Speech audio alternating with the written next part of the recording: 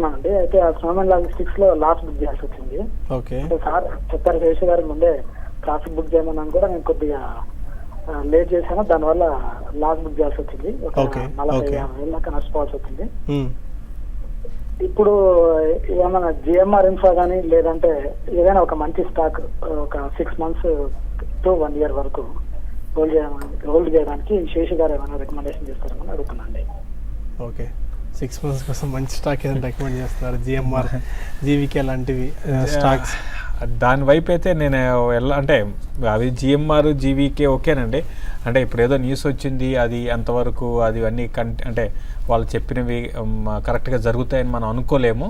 ఎందుకంటే ఏ కంపెనీ మీద వాళ్ళు బుల్లిషే ఉంటారు, వాళ్ళ కంపెనీ బాగానే ఉంది అనుకుంటారు. సో మనం అది పక్కన పెడితే నెక్స్ట్ 6 months కోసము మీరు బై చేయాలి అనుకుంటే మాత్రం సుప్రజిత్ ఇంజనీరింగ్ అని ఉంటుందండి, ఆటో యాన్సిలరీ కంపెనీ.